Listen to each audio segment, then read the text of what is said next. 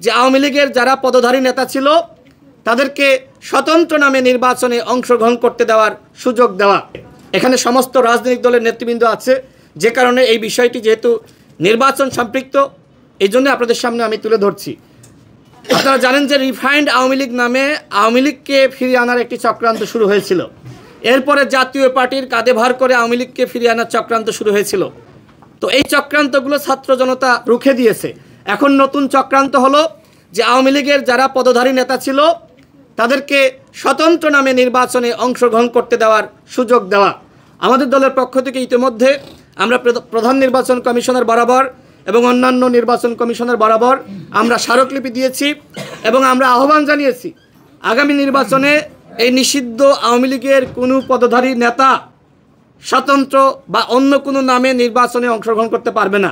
যেহেতু দল হিসেবে আওয়ামী লীগ নিষিদ্ধ হয়েছে, তাদের সাংগঠনিক কার্যক্রম নিষিদ্ধ, সুতরাং এই নিষিদ্ধ সংগঠনের কোনো নেতা স্বতন্ত্রভাবেও নির্বাচনে অংশ নিতে পারবে না।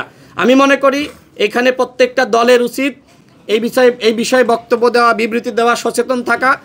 এদের উদ্দেশ্য কিন্তু নির্বাচনে যাওয়া না, এদের উদ্দেশ্য ভারতের নির্দেশনায় স্বতন্ত্রভাবে নির্বাচনে অংশ নিয়ে নির্বাচন বানচাল করা।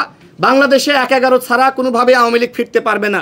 সুতরাং কিভাবে অরাজকতা সৃষ্টি করে নির্বাচনের পরিবেশ নষ্ট করে কিভাবে শেখ হাসিনাকে আওয়ামী লীগকে ফিরিয়ে আনা যায় সেই চক্রান্তে কিন্তু লিপ্ত হয়েছে। এবং এইটা শুধুমাত্র আমাদের এই দেশীয় আওয়ামী লীগের প্ল্যান না, এটা ভারতের প্ল্যান যে স্বতন্ত্র নামে ৩০০ আসনে আওয়ামী লীগের নেতারা নির্বাচনে অংশ নিবে এবং নির্বাচনটা বানচাল করবে। আগামী নির্বাচন বানচাল হোক, সেটি নিশ্চয়ই আমরা কেউ চাই না। সুতরাং আগামী নির্বাচনে ডামি মামি স্বতন্ত্র কোনোভাবেই আওয়ামী লীগের পদধারী নেতারা অংশ নিতে পারবে না। সেই বিষয়ে আপনাদের সকলকে সোচ্চার থাকার আহ্বান জানিয়ে এবং আজকের এই আয়োজকবৃন্দকে ধন্যবাদ জানিয়ে আমি আমার বক্তব্য শেষ করছি।